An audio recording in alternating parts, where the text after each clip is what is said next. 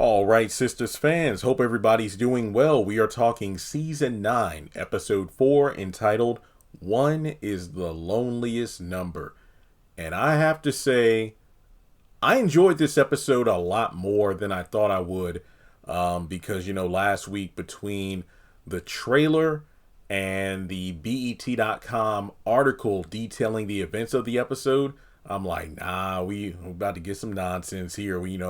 Especially with the Sabrina stuff and whatnot. And yeah, that brought down the episode for me. But I remember when I did the video, I said, the only scene I'm actually looking forward to is Aaron going to see Zach. But fortunately, there were a number of other scenes that I felt stood out. And I'm going to score the episode a 7 out of 10 for being, I wouldn't say great. I'd say somewhere in between the ballpark of decent and great. What brought it down, obviously, the Sabrina Rich crap. And, well, that's honestly it. But there were just way too much of that nonsense. I would also like to say the comedy in this episode, I think, worked very well. I enjoyed the Maurice and Paige scenes at the bank. Danny and Leonard, I actually like that scene. And I love how they injected just a little bit, not too much, but just a little bit humor in the first scene when Karen and everybody got home and Danny called out Pam, 2 breast pumps, Pam? What do you think? Karen is a cow with udders? What's going on? Just a little bit, but just enough.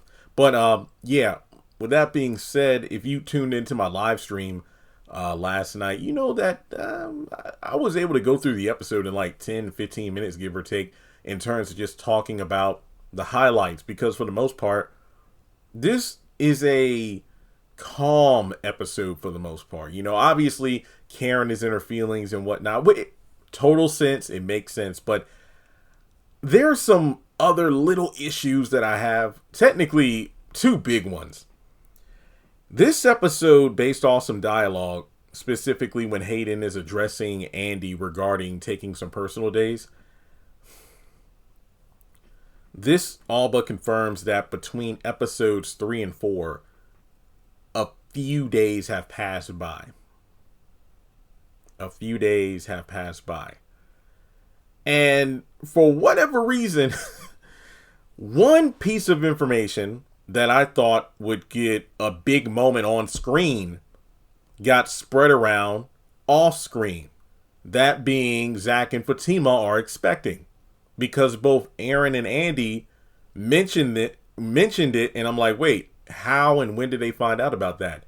But then on the flip side of the same coin, a piece of information that should have been spread wasn't given over to someone, and that caused unintended drama in the first scene.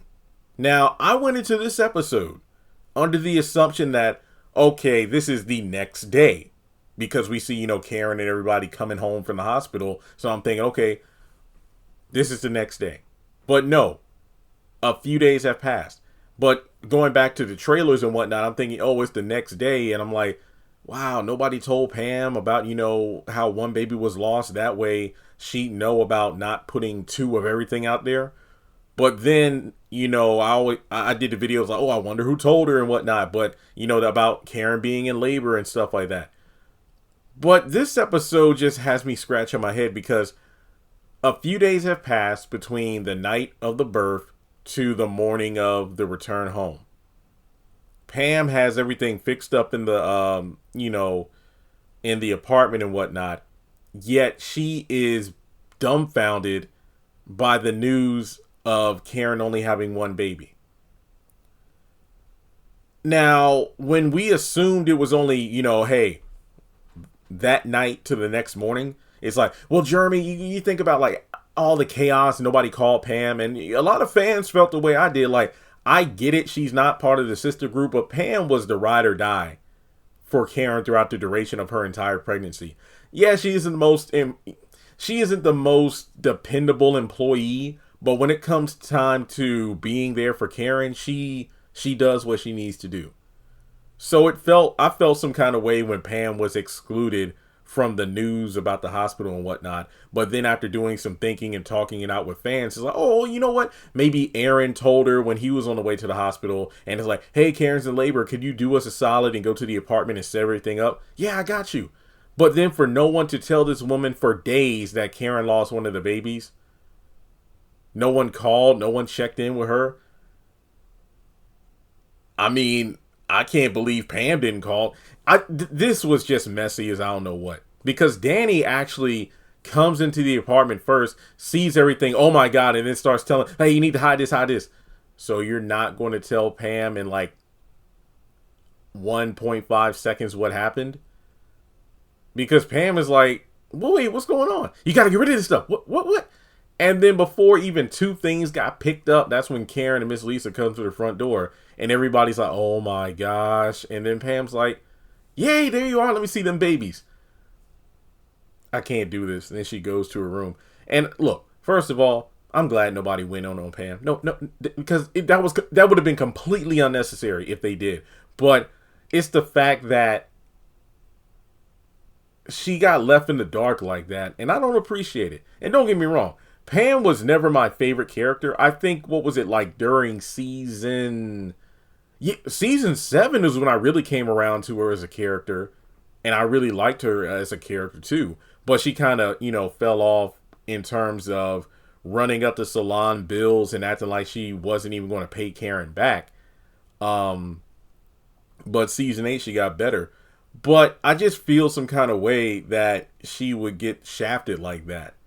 Because she meant well. I mean, look at everything she did to make sure as soon as Karen and the kids came home, everything was set up for them. And that's how they do her. So, and look, it's like, well, Jeremy, it wasn't Danny's place to tell Pam, and I get that, but I don't like that. I don't like that. But that's just me. So, in any case,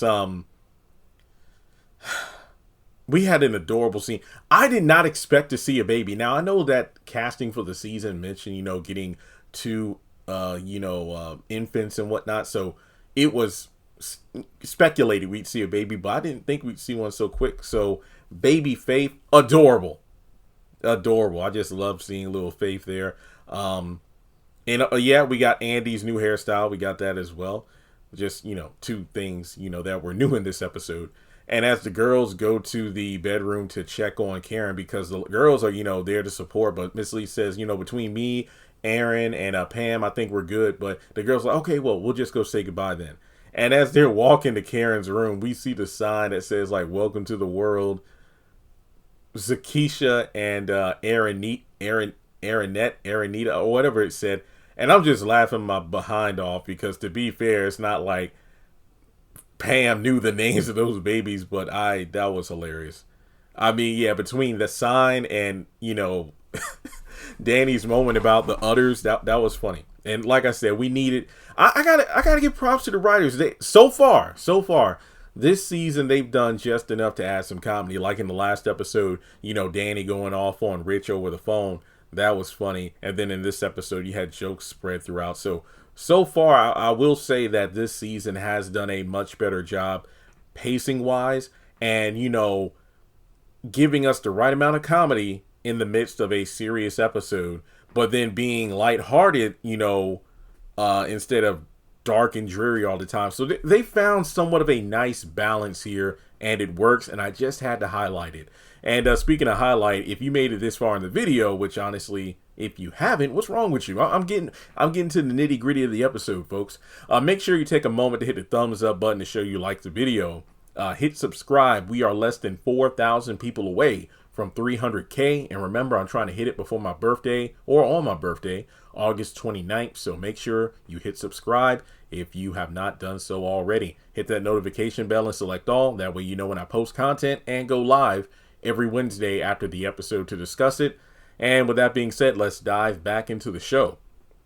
So the girls get Karen into bed, and this is when it gets rough. When she mentioned, like, the last time I was in this room, I had both my babies, and the women, obviously they don't want to leave, but it's just the fact that Karen, it's going to take a while, like Miss Lisa said, to get used to her new normal. So the ladies leave. And turns out that Karen is pretty much in a funk. She's stuck in that bed all day. She doesn't want to breastfeed. And, her mom tries to, get her to just get out of bed, walk around, because, the doctor said you got to, make sure you keep your strength up so you can heal properly from the surgery, and, breastfeed, because, well, if you don't do it, then the milk's going to dry out. So Karen doesn't want any of it.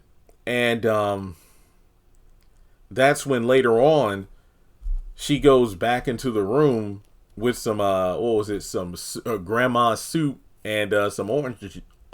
Can't even get the words out. Orange juice. And, sorry, I had to tongue tie because I felt like I had a taste of that soup based off the way that Pam described it. It could ward off vampires. But, again, Karen doesn't, want any of it. And, she pretty much goes off. And that's when Miss Lisa's like, wait a minute now. And then Pam's like, Miss Lisa, don't poke the bear. It's like, nah, I ain't raised my daughter to disrespect me like that. And I'm thinking to myself, Pam, she got a point there. Like, see, you and the rest of the girls and whatnot, y'all are so used to bending whenever, Karen says bow, or shuddering whenever she raised her voice. But this is Miss Lisa. She don't play around. And I know a couple people, what was it, either during the live stream or in the comment section of the live stream, that one person was like, you know what, Miss Lisa was getting on my nerves. She was doing too much this episode. No, she won't. She certainly was not. She was trying to be patient and understanding for her daughter's needs during her time. Her trying time. And on top of that, she's a mama too. Obviously, she doesn't know what it's like to lose a child the same way Karen does. But at the same time, she doesn't want to lose her child from neglecting, getting the necessary rest and getting active in order to heal. So Karen goes on a tangent about, and she says something that sounded kind of cryptic. It was like, I don't want to be awake. Wait, I'm sick of being awake. What do you mean by that? It's like, I want to go back to sleep, because going back to sleep is the only way for me to not think about what I'm going through right now. And it's like, I don't want to deal with people right now, and the fact that, I don't want to be around people who make it seem like my other baby isn't gone and this, that, and the third. So because Miss Lisa initially said, how about this, take a couple, spoonfuls of soup, couple sips of orange juice, walk to the kitchen and back, and I'll let you sleep. But, after that outrage, they just agree to let her, try to rest.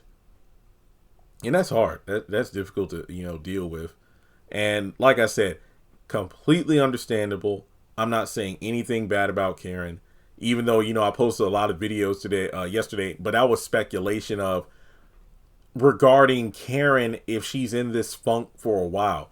Clearly, she is not going to get over this overnight, over the next few days, over the next couple of weeks. My stance on the subject of what if Aaron takes their baby and leaves, or, just something like that.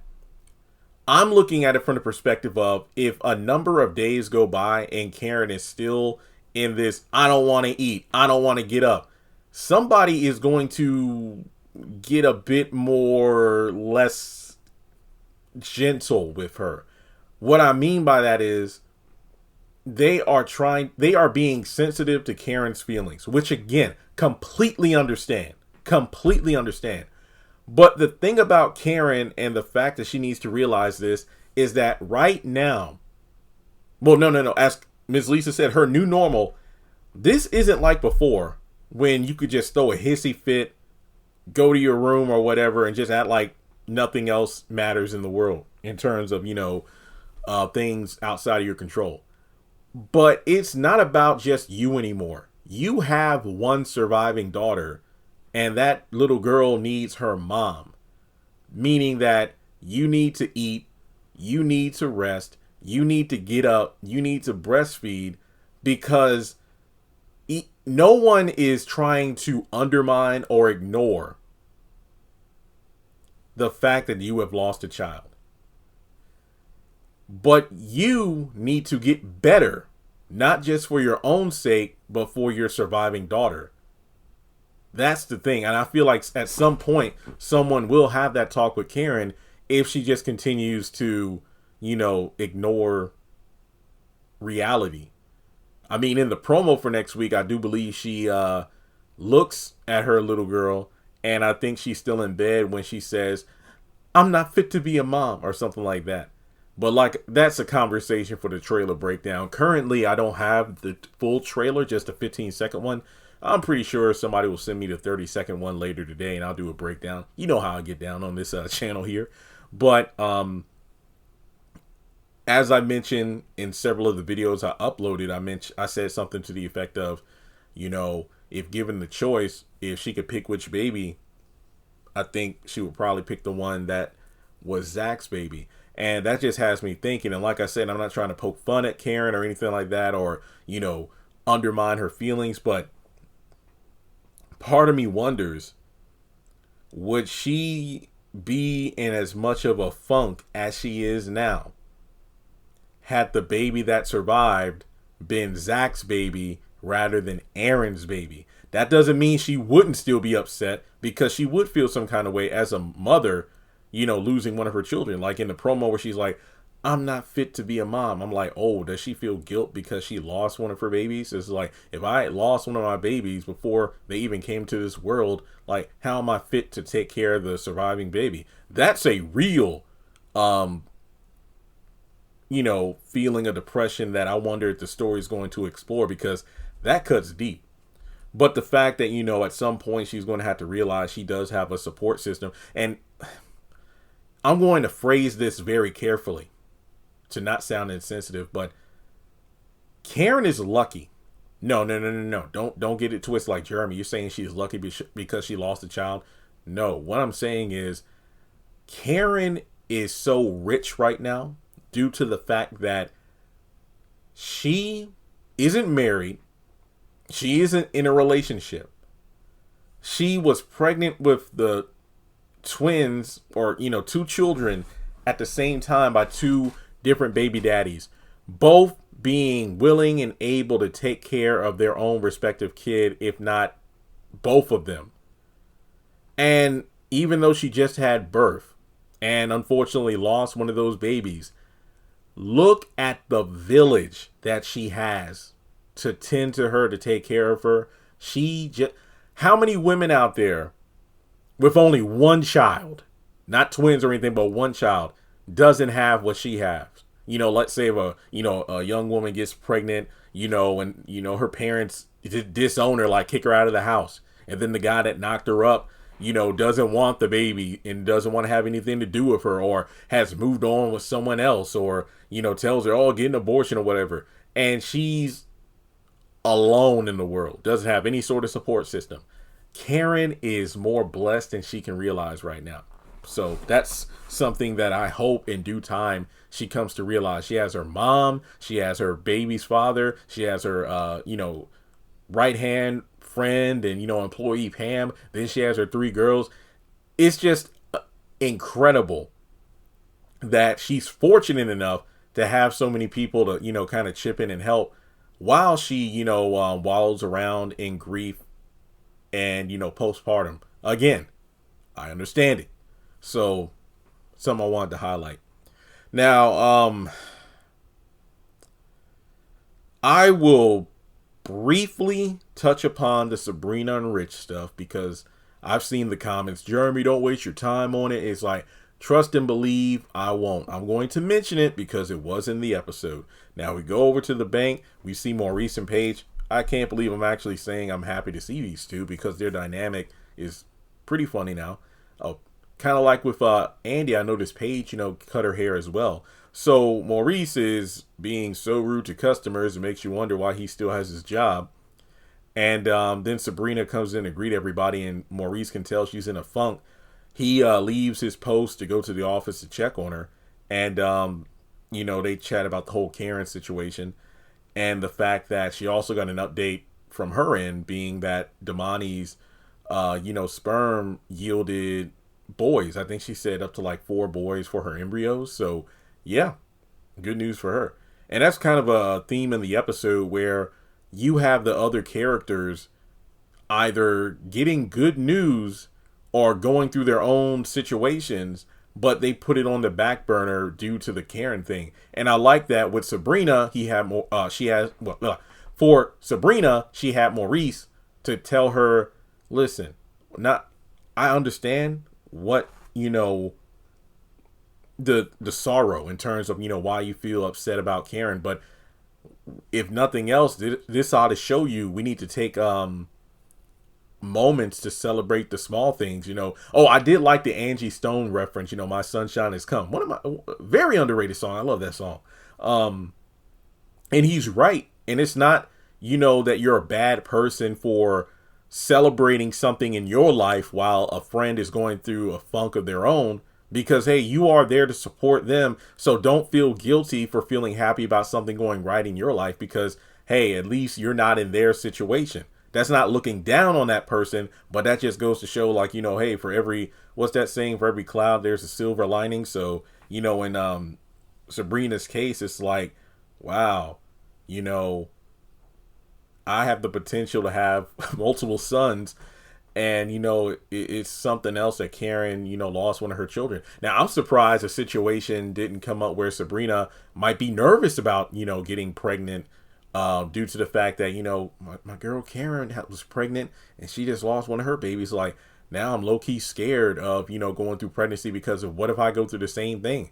That would be a more interesting storyline for Sabrina than this whole rich crap, because season 7 her whole thing was I want to get pregnant, I want to have a baby, I want to be a mom, and then that bled into season 8. But then after what happened to Karen, you can have Sabrina low-key kind of second guessing the situation, because I'm seeing what my girl is going through now. I can't fathom what it would be like for me to go through that, especially when, unlike Karen, I'm not with the father of my child, because I denied Rich from giving his sperm. Damani would be active, as a father. He did volunteer for that, but we're not together. So I wonder, how could I deal with that kind of grief alone? So that would be a far more intriguing storyline for Sabrina. But then they shift gears to Rich and, the conversation. I don't want to see Rich, and Danny blocked his number, and I don't want to think about him or anything. And then this fool just rolls up. Sorry to disappoint you. And then they go back and forth, because it's just, first of all, Sabrina, you go in on Paige and Maurice, rightfully so, you're the boss, about being rude and unprofessional in front of customers and other employees. Why the hell are you raising your voice about Rich getting it on with Penelope at his job with your office door open? It was just ridiculous. This was so dumb. It really was. This was incredibly stupid and completely unnecessary. And she goes so far as to call Rich delusional, when he talks about how, oh, I bet you and Damani had a good time, hooking up during that, business trip. So then she flips the script by saying, you know what? This Penelope, she has it out for Andy. So she made a move on you to get, hurt me, to kind of low-key hurt Andy. And a lot of people speculate this, but here's my thought process on it. If I'm not mistaken, going back to the season 8 finale, Penelope and Jordan both knew about Rich getting dumped. And Penelope was in a weird place because she tried to make a move on Robin but got rejected. So then her and Rich both found themselves in a vulnerable situation, and then they got it on. So personally speaking, I don't believe Penelope getting it on with Rich was anything to hurt Sabrina, because she didn't even know Sabrina was going to come to this.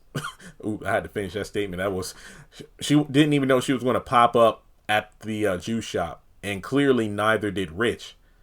So I really don't understand the way she's thinking here. And we know Sabrina has come up with some outlandish theories, or she's been delusional herself. And, she allows, especially when Maurice or Danny tell us something, she allows the rumors or speculations of others to dictate her own thoughts. So for her to call Rich delusional, come on now. And yeah, they keep blah, blah, blah, blah. Maurice and Paige eavesdrop. That's when Penelope randomly shows up saying she wants to see Sabrina. They have some back and forth banter. Look, I'm sorry. Penelope's fine as hell. I didn't mind seeing her. but I low-key tuned out of the scene because I do not care. So, let's talk about the good stuff. Now, Fatima getting ready to go to work. She wants to make sure Zach's okay, and obviously he's still dealing with a lot. And as Fatima stated, babe, how are you good? You almost got killed by Hudson. Then you lost, your child all in one night, all while trying to protect Gary. It's like, I mean, trying to protect Andy. It's like, I should have been there. And I love how Zach alleviated Fatima of any sort of guilt for everything that went wrong on that night, because I'm glad he took a moment to tell her, hey, don't, nuh-uh. And I love how we are seeing so far this season. I don't know, things might turn left later on, but so far we have been seeing some fine ass writing for Zach and Fatima as a couple this season. And it's been a major pick me up based off how they've been portrayed, in season 7 and 8. But Zach pretty much tells her, look, just go to work, because she doesn't want to leave him. She doesn't want to leave him all day. And, obviously Zach's like, no, just go to work. I'll be fine. Just get out the house. So, Fatima goes to work, and, Zach kind of starts to break down. That's when good old Aaron stops by, and he got donuts. So this is the first time Aaron has come by Zach and Fatima's house, and he, just wants to check on him. And we get some questions answered here, because in one of my videos, I think about like cutting ties, Zach and Karen, have a clean split. I mentioned how maybe Karen would give, Zach the baby stuff that was originally for Zakisha, since Karen won't need it anymore because she only has one child, unfortunately. These items could be used to, go for Zach and Fatima's baby. And this is when Aaron mentions he knows, so I have everything, that was meant for your, forever. And I have them in my, truck right now. And I was going to donate it, but I figured, with you and Fatima expecting that perhaps, maybe you'd want it. And, Zach kind of broke down at the very mention of it. But Aaron's like, hey, you know what? I can make room in my storage garage. And whenever you're ready, because Zach couldn't bear looking at those items throughout his house. And it makes perfect sense. It makes perfect sense. And during the live stream, some people were saying, man, well, do you think Karen's going to be upset at Aaron for getting rid of that stuff about consulting her first? I don't think so. I mean, that could be a plot point, but quite honestly, I don't think they'll mention it, because notice how when she came into the apartment and saw the double of everything, double stroller, double crib, everything, she's like, I couldn't do this.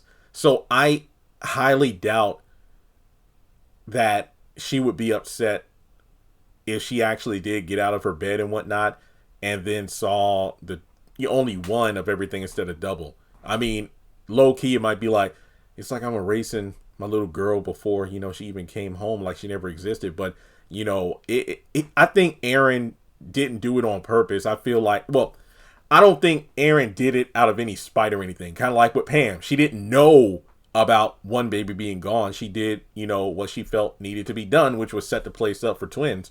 And for Aaron, I feel like he probably had a discussion with, Miss Lisa and Pam, and they probably thought it was best. So yeah, I don't think he did anything wrong. So from there, he makes some conversation with Zach in regards to, how are you feeling? And he mentions how, and I love this scene because Zach takes a moment to reflect on how much shit he's gone through in such a short amount of time. Losing his mom, fighting for custody of his son, Gary taking his money, the whole mess with Gary and Hudson that almost resulted in him getting killed, losing his daughter. It's like, this is way too much. And Aaron, being a real one, is like, look, I know we haven't always seen eye to eye and whatnot. I know I'm not one of your closest boys and whatnot, but just know that whenever you need something, hit me up. If you want to just, I don't know, go to the gym, shoot some hoops, get out of the house, or just whatever, just I'm down. And Zach appreciated it. And I gotta say, this would have been one of the best times for a Preston, Nate, or Tony, or dare I say even Bryce cameo, because that's the one thing about Sisters that I don't like as much as Zatima, is that Zach doesn't really have a support system. He doesn't. So outside of Fatima, when I say that, I mean like his boys. But I get it. In Zatima show, that's about Zach and Fatima. So there's more time and opportunities for Zach's people to come around. But in Sistas, it's like without Fatima, that's pretty much it. But at least he knows he has Aaron in his corner whenever he needs it. And I'm not saying they won't hang out at some point, but I can't fathom, because we talk about like, oh, Karen's going to lose it, she'll become more unhinged seeing Fatima grow with Zach's baby, and then she'll reflect on the baby she doesn't have. But has anybody ever thought about Zach's feelings in terms of seeing little Faith with Aaron and Karen, and then how that would impact him? Is like, that's what I will never get the chance to have because Forever passed away. Just something to think about. Obviously, just like with Karen having a support system and she's blessed, Zach needs to realize his own blessing, which is he and Fatima creating another life, since unfortunately Forever isn't in his life. So there you go, another blessing. Now, moving on, we go over to the airport. I won't spend a lot of time on this. Tony stops by, about, hey, how are you doing after the whole Karen situation? And then he steps away. Leonard shows up and asks about, like, how in the world did you get a settlement in your job back? And they have some back and forth banter. And he does mention some sort of rumor that Danny, was semi-intrigued by, but he didn't say anything because she's like, oh, you know how people start rumors and whatnot. I don't want to hear it. Okay, well, never mind. I heard this juicy one at the water cooler, but fine. So from there, she threatens him with hot coffee. So later on, Tony does show back up, kisses her, and rightfully so. Danny, just like me, was like, wait, what happened to PDA? Turns out that he took her advice and quit his job. And Danny's looking stunned. So, yikes. Not sure how this is going to play out.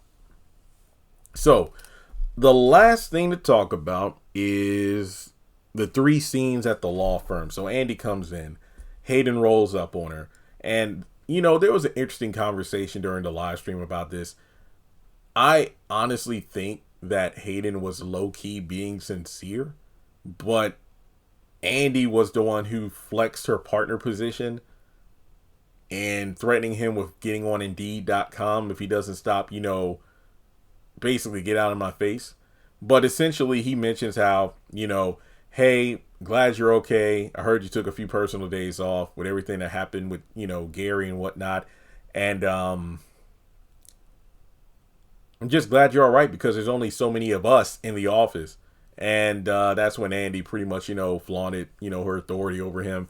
And that's when he's pretty much reserved. He went back to his jerky ways in regards to, mentioning her body count. And also, I don't think Robin is in this season because, he mentioned like, Gary to Robin to Gary from the umpteenth time to that sucker Jordan and then back to Robin and back to Gary. It's like so crazy. But of course, the moment she mentioned Tamara, that's when Hayden's like, you know what? Touche. So he does, apologize, shakes her hand, and then knows like, so what'd you do with the powder? What? The gunpowder from when you, shot Gary, got rid of him? Because where's Gary? He's MIA right now. So that's an interesting plot point because Gary is a no-show, which I am completely fine with. I'd much rather see, or not see Gary for a while. Maybe something's cooking in the background as opposed to self-inserting him into every episode, even though I would prefer Gary to the Rich and Sabrina bull crap, but whatever. So with that being said, we move on to, also Andy did confirm her and Gary are no longer engaged, but I think that was all but confirmed last season when they did the 1 month time jump from when Jordan tried to strangle Gary to the 1 month time jump to when Andy made partners. So yeah, no longer engaged. So Andy is single. Not for long, though, based off that scene with the phone conversation with her and Dr. Vaughn. So in her office, Fatima shows up with some coffee. And that's when,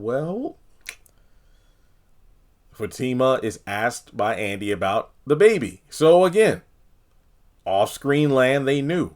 They found out, which I am just feeling some kind of way about, because a Zatima baby reveal, that should have been such a bigger moment, in my personal opinion, not something that was handled off screen. But Fatima's worried, talking about how bad things are for Zach, and he doesn't really open up. He grunts and groans, but that's all she can get out of him. But obviously she's feeling sad due to the fact that she's not able to help him through this trying time. And this was a real moment, because Fatima asked, like, how are you doing? All that crazy stuff between Hudson and Jasmine and whatnot. And Andy just breaks down, mentioning how I can't sleep at night. I every time I close my eyes, I hear gunshots, and Hudson shot Jasmine right in front of me, and he was about to shoot me. He was about to kill me. Like, at first I thought he was going to shoot Gary first, but no, he was going after me. And that's when Fatima's like, girl, you need to deal with this. Like, I know Karen's going through it right now, but you need to take care of yourself too, because if you don't, that's going to come back and bite you in the ass. Trust me, I know. And I can definitely see where Fatima's coming from. You got to think about how many times she has to compartmentalize her own feelings to help out Zach or whoever else based off of something else that's been going on. So honestly, I'm surprised she didn't recommend therapy, because this was some real stuff. And this is the kind of stuff I like to see, because keep in mind, you think about the end of season 2 when Jasmine popped up at Andy's apartment, shot Gary with the rubber bullets, which she didn't know were rubber, and then almost killed her. Almost killed Andy until, she whacked her upside the head with that laptop. And that just felt like it was never addressed again. Oh, Gary's fine, and boom. Okay, we're just going to forget all about it. But this was some real shit. She saw Jasmine get shot in front of her, and she was about to get killed next. And I'm glad we're finally seeing characters actually dealing with the crap they're going through. This isn't something that should just be dealt with off screen or just never addressed again.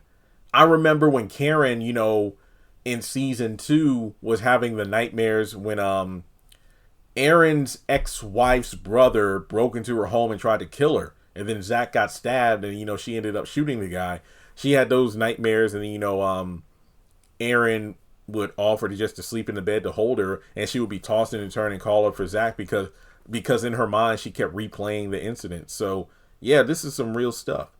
Now the final scene to talk about is Andy getting a call from Dr. Vaughn, and he's calling because he's had no luck getting through to Karen. He's made multiple calls just to check in with her to see how she's doing. And, he mentions how, well, I'm sure, with time and, whatnot, she'll pull through. I mean, she's a strong woman and she has a great support system. And, I felt inspired the way you advocated for your friend at the hospital, because you have no idea how many patients I see come through who don't have a friend like you or the rest of your group, to support her. And he does mention how Dr. Cruz has a bad reputation, and Miss Mott is only one of many patients who unfortunately have been on the receiving end of his cold demeanor and, non-medical care. So that's when, he tries to do a bit of double talk when Andy tries to dig deeper. And he mentions how the hospital, even though people have made complaints, the hospital sweeps it under the rug. It's about not, what it's about who you play golf with. So apparently the heads of the hospital really don't give a crap. So, man, that's very telling. But with that being said, folks, that is all I have to say about the episode. I wanted to make this a bit more of a beefier episode review. That way I wouldn't have to do a bunch of discussion videos like, hey, let's talk about, this thing or that thing. No, I wanted to go into full detail. So, yeah, hope you enjoyed it. Like and subscribe as I requested before, and I'll catch you in the next one.